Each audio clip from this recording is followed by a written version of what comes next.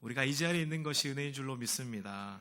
자나깨나 주님의 손에 우리를 항상 붙드시고 돌보시는 것, 그것이 우리의 믿음의 고백이 되시기를 소망합니다. 자, 그러면 여러분 오늘 말씀을 통해서 우리가 한 가지 던질 질문이 있는데요. 그러면 은혜 안에 거하는 삶은 과연 무엇일까? 은혜 안에, 우리는 은혜를 받고 산다고 얘기하지만 정말 은혜 안에 거하는 삶은 어떤 삶일까요? 만약 내가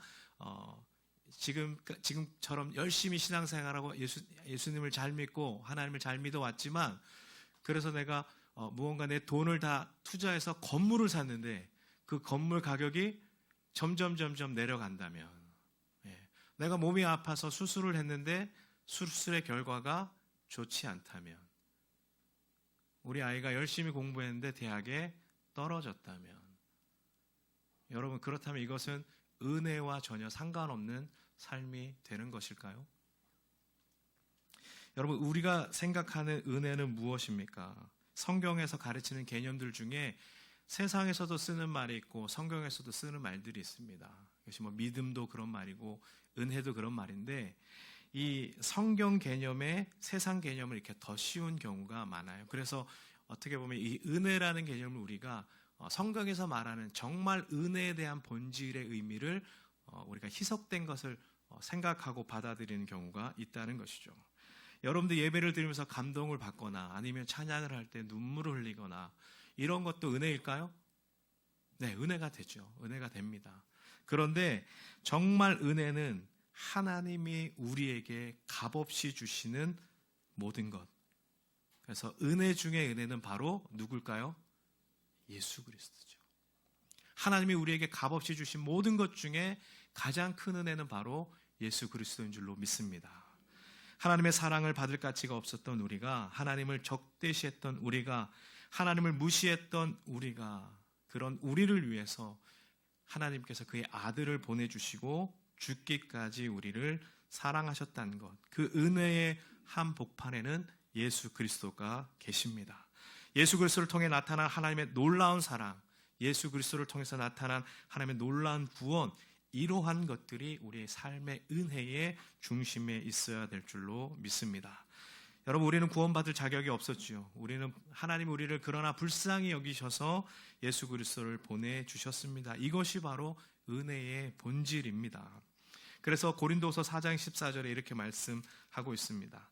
주 예수를 다시 살리신 이가 예수와 함께 우리도 다시 살리사 너희와 함께 그 앞에 서게 하실 줄을 아노라. 예수님을 다시 살리신 하나님께서 예수와 함께 우리도 다시 살리신다라고 말씀하고 있습니다. 무엇이 은혜입니까? 예수 그리스도와 함께 있는 것, 그것이 바로 우리의 삶의 은혜가 되는 걸로 믿기를 소망합니다. 누가복음 15장에는 세 가지 비유가 나오죠. 잃은 양의 비유가 나오고, 잃은 드라크마 비유가 나오고, 돌아온 탕자의 비유가 나옵니다. 우리 다 잘 아는 얘기지만 오늘 돌아온 탕자에 대해서 잠깐 얘기하고 싶습니다. 돌아온 탕자는 자기의 아버지의 재산을 미리 받아서, 그리고 그 재산을 가지고 아버지 집을 떠나서 자기가 원하는 곳에서 마음껏 흥청망청 그 돈을 쓰죠. 그리고 돈이 다 떨어지자 사람들도 떨어지고, 그리고 먹고 살기 위해서 어떻게 합니까? 돼지가 먹는 쥐염 열매를 먹어가면서 근근히 생활하다가 문득 무슨 생각이 듭니까? 아버지 집이 있었구나. 아버지 집으로 돌아가죠. 그런데 여러분, 이 돌아온 탕자에서 가장 속상한 사람이 누군지 아십니까? 큰아들이라고 얘기하는데 사실은 소예요, 여러분. 소예요. 소는 무슨 죄가 있길래 잡힘을 당했습니까? 여자가 한 얘기입니다. 이 둘째 아들이 아버지 집이 생각난 거예요. 그동안 자기가 떠나왔던 그 아버지 집에 돌아가자. 아버지 집에 거하는 것이 은혜였구나, 이걸 고백하게 된 거예요. 제가 군대에 갔을 때 6주 동안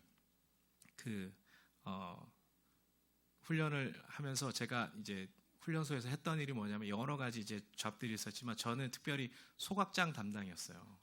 소각장 담당이었는데 훈련을 제가 4월에 입대하다 보니까 날씨가 좀 더워지고 그러니까 이게 그 탄산음료가 마시고 싶지 않습니까? 그래서 너무 그게 마시고 싶은데 제가 소각장에서 늘 보는 게 뭘까요? 그 캔만 보는 거예요. 캔만. 저거 정말 먹고 싶은데. 예, 군대인데 그게 이제 굉장히 제한돼 있잖아요. 그래서 계속 그렇게 하다가 수료할 때가 되니까 조교가 그동안 6주 동안 소각장에서 너무 고생했다면서 탄산음료 한 캔을 딱 주는데 여러분 그게 은혜더라고요. 경험해보지 않으면 모르는 거예요. 남성분들은 방위 갔다 오신 빼고 나면 다 아실 텐데 군대가 우리 지금 상제도 지금 저기 앉아 있는데 오늘 마지막인가요? 나오는 게 이제 제대할 날이 남았습니까? 아직 넘었죠. 군대 가면 모든 것이 제한당하지 않습니까? 그런데 그렇게 집에서 상전처럼 밥 내놔라, 돈 내놔라, 뭐 내놔라, 뭐 돈 맡겨놨습니까? 그런데 아이들은 이렇게 요구하죠. 저희 집도 마찬가지거든요. 그런데 그런 아들이 군대에 딱 가면 자기 마음대로 할 수 없으니까 어떻게 돼요? 내가 집에서 그냥 아버지 집에 있었던 게 내 은혜였구나. 이걸 깨닫게 되는 거예요. 마찬가지예요. 우리도 하나님께서 우리와 함께 하신 것, 내가 하나님이 기뻐하는 그 삶을 함께 사는 것, 그것이 우리에게 은혜가 되는 줄로 믿습니다. 여러분 시편 23편을 보십시오. 세계에서 많은 사람들이 좋아하는 구절 중에 하나인데 여호와는 나의 목자시니 내게 부족함이 없으리로다. 그런데 여러분 이렇게 좋은 것만 있나요? 아니에요. 내가 사망의 음침한 골짜기로 다닐지라도 주께서도 거기서 나와 함께 하신다 그랬어요. 함께 하신다고 고백하고 있습니다. 부족함이 없다고 고백하는 것, 이것이 바로 은혜 안에 거하는 삶이 되는 줄로 믿습니다. 여러분 근데 무엇이 문제예요? 내 상황이 나빠지거나 내 상황이 어려워지면 우리가 갖고 있었던 은혜를 점점 잃어버리게 되더라는 것이죠. 잃어버리고 싶지 않아도 자꾸 잃어버리게 됩니다. 상황이 좋지 않으면 나의 의지와 상관없이 그동안 주셨던 하나님의 은혜가 점점점 소멸되어지고 메말라가는 것을 내가 확인할 수 있다는 것입니다. 내 상황이 좋을 때는 모든 것이 문제되지 않습니다. 그렇죠? 그런데 상황이 나빠지면 우리의 심령은 어떻게 해요? 까칠해지는 거예요. 그래서 옆에 누군가가 있기를 싫어하고 옆에 누군가를 두고 싶어하는 그런 마음의 공간도 없어지게 되는 것이죠. 그리고 우리의 입술에는 불평과 불만의 형제들이 살게 되는 것입니다. 힘든 상황은 우리에게 감사를 빼앗아갑니다. 여러분 그러면 어떻게 그런 어려운 상황 가운데서도 우리가 은혜 안에 거할 수 있는 삶을 살 수 있을까요? 15절에 바울은 이렇게 얘기하고 있습니다. 많은 사람의 감사로 말미암아 은혜가 더하여 넘쳐서라고 감사와 은혜의 관계를 이야기하고 설명하고 있습니다. 아들을 주신 하나님 아버지의 은혜, 그리고 아들은 인간이 되셔서 십자가에 죽기까지 우리를 사랑하여 주신 그 은혜, 이 은혜에 대한 반응이 우리의 믿음의 길을 가게 하는 것이고 감사의 삶을 살게 한다는 것입니다. 그럼 은혜에 대한 반응은 무엇일까요? 제가 퇴근하고 집에 가면 평소에는 그렇지 않지만 저희 큰아들이 말투가 이렇게 바뀔 때가 있습니다. 저희 큰아들한테는 얘기하지 마십시오. 근데 처음에 가면 어떨 때는 인사도 안 하고 그러지만 어떨 때는 열에 한 번은 아빠도 아니고요. 아버지. 중학교 1학년인데 아버지 다녀오셨어요. 굉장히 부담스럽습니다. 왜 이러나? 오늘 뭘 잘못 먹었나? 뭐 먹을 걸 먹었나 하는데 제가 들어가면 아버지 제가 커피 타드릴까요? 왜 그래 너? 오늘 되게 부담된다. 그런데 둘 중에 하나예요. 뭔가 엄마로부터 약속을 받았거나 아니면 아빠를 통해서 뭔가 원하는 것이 있을 때 그렇거든요. 근데 대체로 보면 뭔가 자기가 뭔가를 얻고 나서 기분이 좋으니까 이 마음이 바뀌는 거예요. 그렇죠? 그러니까 여러분 물 먹은 가죽이 부드럽다 그러지 않습니까? 결국 우리의 삶이 뭐냐면 우리 안에 풍성하고 우리가 좋은 것들을 누리면 우리의 마음도 하나님 앞에서 더욱더 풍성해지고 감사하는 마음들이 넘치게 되더라는 것입니다. 생각해 보십시오. 내가 교통사고를 당했는데 가만 놔두면 죽을 수밖에 없는데 누군가가 와서 저를 살려줬어요. 아니면 내가 바다에서 수영을 하고 있는데 깊은 곳으로 빠졌는데 누군가가 와서 나를 살려줬어요. 여러분 어떻게 반응하시겠어요? 감사합니다. 이러고 가시겠어요? 아니잖아요. 최소한 그 이상의 것은 뭔가 할 거 아니겠습니까? 그죠? 내가 있는 돈을 드리고라든지 아니면 뭔가 나중에 보답을 해서라든지 그 자기를 구해 주신 것에 대해서 감사 표현을 하는 것이 사람의 마음이라는 것입니다.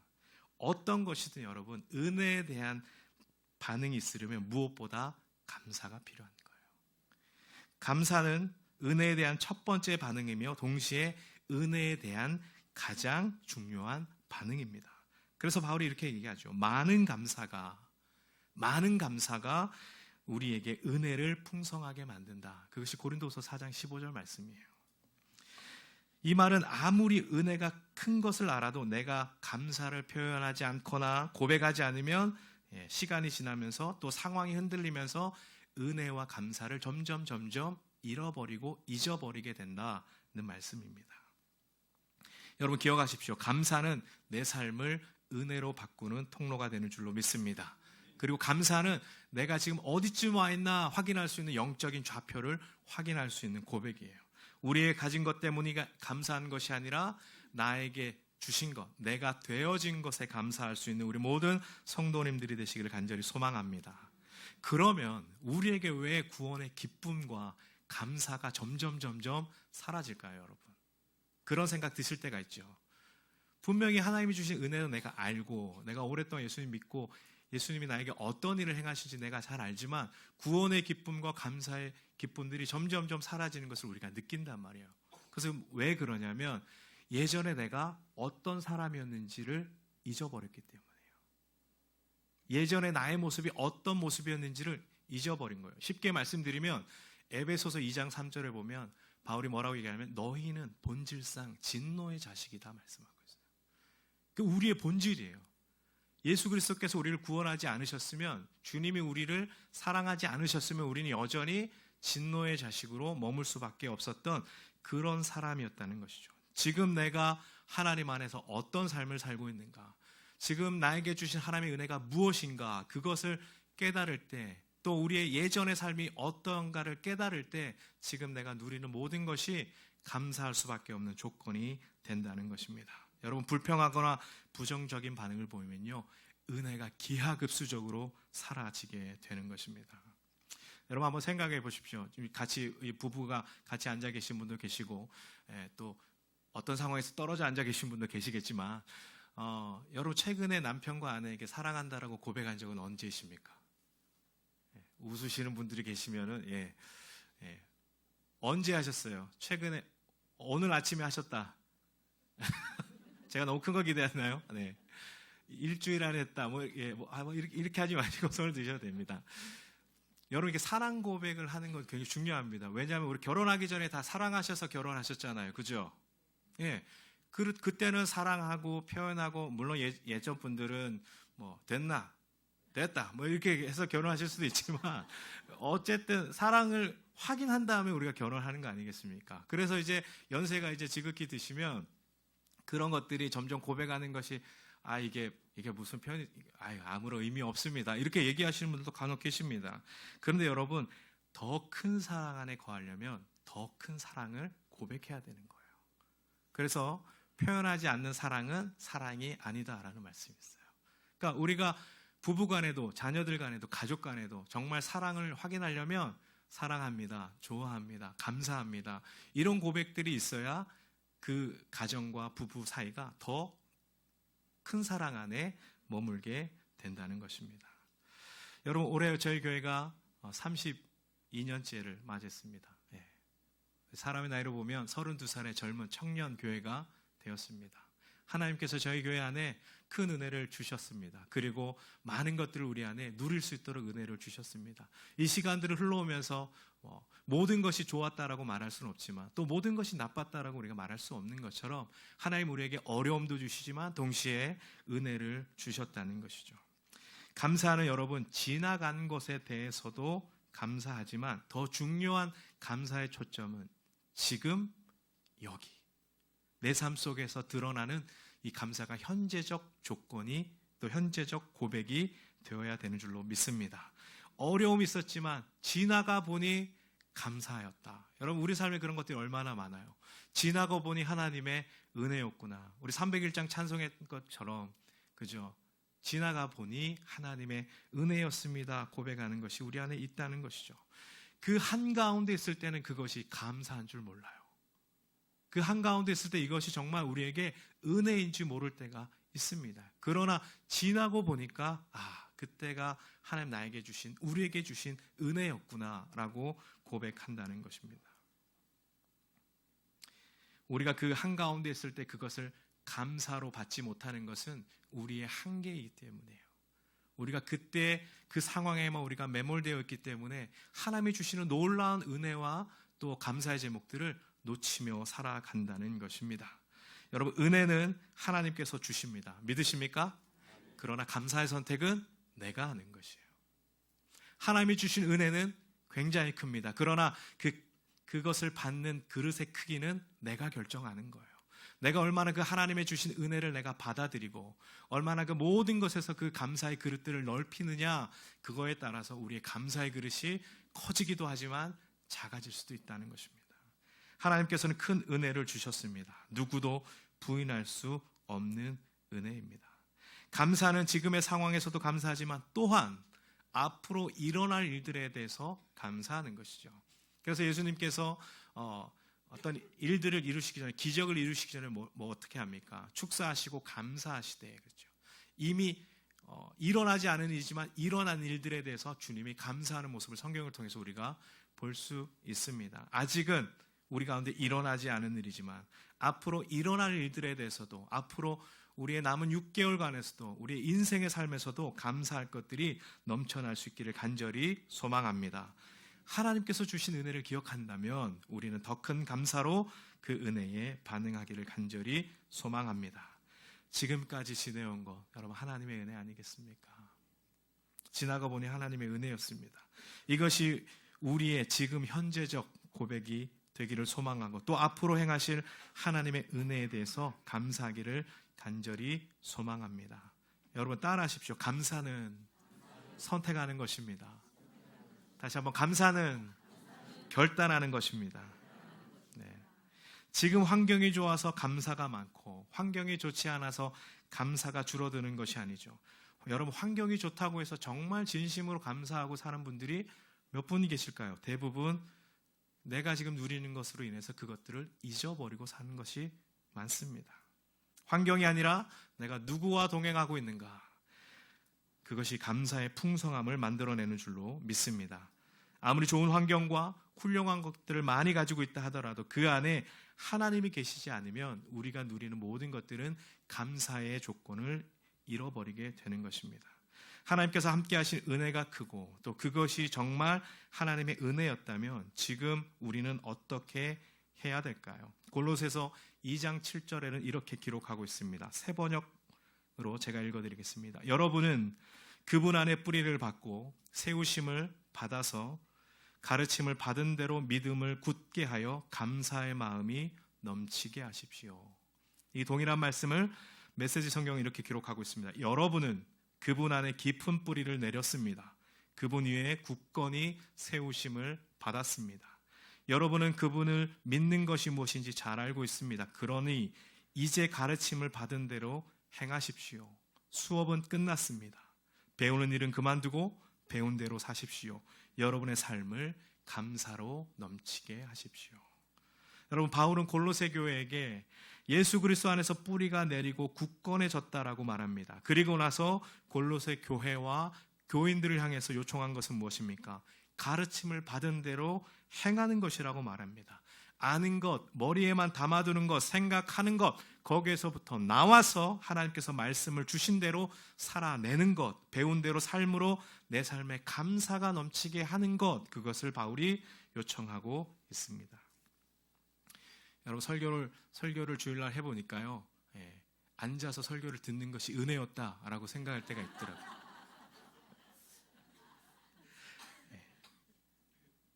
그런 생각이 들었습니다. 우리는 은혜를 너무나도 많이 놓치고 삽니다. 그러니까 동시에 감사할 것도 점점 잃어버리게 되는 것이죠. 여러분, 누구나 다 공감하고 그거 정말 감사할 제목이야 라는 것들에 대해서 우리가 감사한다면 그건 어쩌면 굉장히 평범한 것 아니겠습니까? 그래서 여러분, 어떻게 해야 될까요? 어떻게 하면 우리가 또 감사를 더 많이 할 수 있을까 생각을 해봤습니다. 여러분, 어떤 일이 생겼을 때 그 실마리를 잡고 또 남의 말이나 행동을 트집 잡는 걸 뭐라 그래요? 꼬투리 잡는다 그러잖아요. 까투리 말고요. 예. 꼬투리 잡는다 그러죠. 아시죠? 예. 그래서 우리의 삶을 한번 이렇게 쫙 펼쳐서 여러분이 하루나 아니면 일주일이나 뭐 한 달 상관없습니다. 가급적이면 하루를 여러분이 돌아보시면 좋은데 내 하루를 쫙 돌아봤을 때 보면 감사할 게 너무나도 없어요. 그런 삶이 있을 수도 있잖아요. 그렇다면 내 삶을 쫙 보면서 파헤쳐 나가는 거예요. 내가 꼬투리 잡을 만한 감사가 뭐가 있을까? 예. 예를 들면 이럴 수 있죠. 오늘 하루 업무가 너무 많고 지치고 힘들었는데 집에 와서 아이들과 얘기하고 아내와 얘기하면서 내 마음이 너무나도 풀어져서 감사합니다. 여러분 이것도 우리 감사의 제목이 될 수 있는 거예요. 예. 우리가 찾으면 너무나도 많아요. 그래서 여러분 삶에 꼬투리 감사, 꼬감이라고 했죠. 그래서 그걸 찾아서 내가 감사할 수 있는 것들이 무엇이 있을까 찾아볼 수 있으면 좋겠습니다. 그러면 그 감사가요 여러분에게 더 많은 은혜를 가져다 주는 것입니다. 다시 고린도후서 4장 15절 말씀 보겠습니다. 많은 사람의 감사로 말미암아 은혜가 더욱 넘쳐서 하나님께 영광을 돌리게 하려 함이니라. 새 번역은 이렇게 기록하고 있습니다. 이 모든 일은 다 여러분을 위한 것입니다. 그리하여 하나님의 은혜가 점점 더 많은 사람에게 퍼져서 감사하는 마음이 넘치게 하고 하나님께 영광을 돌리게 하려는 것입니다. 여러분 정리하면 이렇게 되는 거죠. 하나님이 주신 은혜를 통해서 우리가 감사의 고백을 하게 됩니다. 그러면 그 감사의 고백이 어떠한 상황에서든지 우리가 또 감사할 수 있게 되고 그 감사는 더 큰 은혜를 우리 안에 불러오게 되죠. 결국은 뭡니까? 그런 은혜와 감사를 통해서 하나님께 영광을 돌리는 삶을 살게 되는 것이죠. 여러분 반대 상황은 어떻습니까? 우리 안에 어려운 상황이 오면 어떻게 돼요? 갈등하게 되죠. 그래서 영적으로 침체에 빠지거나 수렁에 빠집니다. 그러면 그런 삶으로는 우리가 하나님께 영광을 돌릴 수 없게 되는 것입니다. 여러분 우리 모두는 은혜를 받은 자입니다. 그 은혜에 감사해서 우리가 이 자리에 있는 것이죠. 그러나 어려움과 아픔과 고독과 외로움 여러 가지 문제가 생겼을 때 어떻게 반응하느냐 그것이 정말 중요합니다. 내가 감사를 결단하면 더 큰 은혜를 누리게 되는 줄로 믿습니다. 그리고 그것이 결국 하나님께 또한 영광이 되는 삶이 되는 줄로 믿습니다. 그 속에서 점점 감사가 사라진다면 환경에 매몰되고 결국 수렁 속에 빠져서 원망하다가 하나님께 영광 돌리지 못하는 삶을 살게 되는 것입니다. 여러분 은혜 안에 거하려면 이렇게 돼야 되는 것이죠. 다시 한번 정리합니다. 우리가 은혜를 받으면 그것을 통해서 우리가 더욱더 감사를 하고 그 감사를 통해서 더 큰 은혜를 우리가 얻게 되죠. 그래서 하나님께 영광을 돌리게 됩니다. 그 삶을 통해서 우리가 하나님이 주신 더 큰 은혜를 받게 되고 또 감사를 하게 되고 그래서 더 큰 은혜를 받게 되고 하나님께 영광을 돌리게 돼요. 이런 순환되는 삶이 우리 안에 있어야 되는 것이죠. 그것이 하나님의 은혜로부터 시작되지만 그것을 확장시키는 것은 뭐예요? 감사로 된다는 것이죠. 그래서 받은 은혜는 많고 인풋은 많지만 내가 감사하지 못하고 또 하나님께 그 은혜에 대한 고백을 하지 못한다면 우리는 더 큰 은혜를 누릴 수 없게 되는 것입니다. 우리 추수감사주의를 우리가 Thanksgiving Day라고 하잖아요. 그는 Thanks와 Giving 이것이 나눠져 있는 거예요. 하나님이 우리에게 주신 것, 감사한 것, 그리고 그것을 통해서 우리가 주님 앞에 드릴 수 있는 것, 이것이 Thanksgiving Day, 감사절이라는 것이죠. 우리가 얼마나 하나님이 주신 은혜를 내가 많이 기억하고 있느냐, 또 많이 그것을 통해서 은혜를 받고 있느냐, 그러면 우리는 더 많은 감사로 하나님께 드려야 되고 또 그 감사는 더 큰 은혜를 우리 안에 하나님께서 주시게 되는 줄로 믿습니다. 은혜 안에 거하는 삶은 어떤 상황에도 변함없는 은혜로 인해서 늘 감사하는 삶입니다. 그 감사는 더 큰 은혜를 누리게 할 것이고 감사와 은혜가 넘치는 삶은 하나님께 영광이 되는 삶인 줄로 믿습니다. 우리 사랑하는 아가페 성도 여러분, 지난 6개월 동안 하나님이 어떤 은혜를 주셨습니까? 돌아보아 감사하시고 또 지금 하나님이 어떤 은혜를 주고 계십니까? 때로 우리의 몸이 연약해도 그래도 함께 예배할 수 있고 주님이 주신 말씀을 내가 직접 보고 들을 수 있는 은혜를 주신 것 감사하지 않습니까? 또 앞으로 하나님이 내 삶에 우리 가족에 어떤 은혜를 주실 것인가 기대하고 먼저 감사할 수 있는 우리의 삶이 되기를 소망합니다. 그래서 감사를 선택하시고 감사를 결단할 때에 오늘뿐만 아니라 앞으로의 6개월 아니 우리 인생의 모든 날 동안 하나님이 더 큰 은혜를 주시고 그런 은혜를 받은 우리는 하나님께 영광을 돌리는 삶이 될 줄 간절히 소망합니다.